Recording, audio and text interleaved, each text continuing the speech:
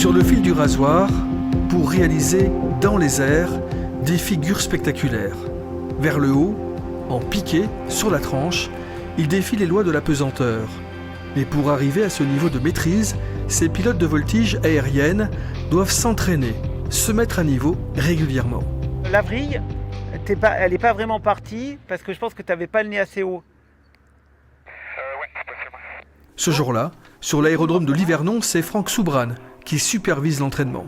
Là, c'est le premier stage de la saison, donc c'est du dérouillage beaucoup, mais on en fait tout le long de la saison pour arriver à essayer d'approcher la perfection pour chaque pilote en fonction de son niveau, quoi. Léger, compact, d'une puissance allant de 200 à plus de 300 chevaux, ces avions sont conçus pour la voltige aérienne.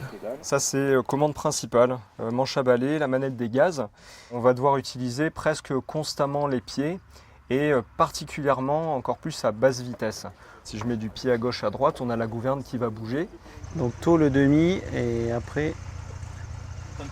Non, par là-bas. Avant de décoller, au sol, les pilotes répètent les figures dessinées sur cette feuille et qui seront exécutées en l'air. En vol, si on a un petit doute, on jette un coup d'œil au programme, mais il faut bien l'avoir mémorisé pour savoir à l'avance quelle figure on va faire pour la préparer, pour avoir la bonne vitesse, pour être au bon endroit.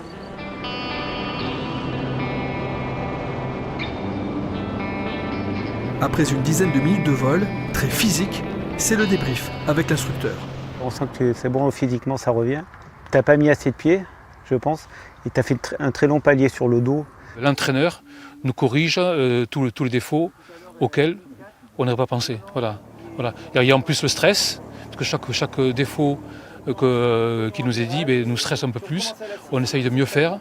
Les pilotes vont enchaîner leur voltige entre ciel et terre pour essayer d'atteindre la perfection et prendre un maximum de plaisir.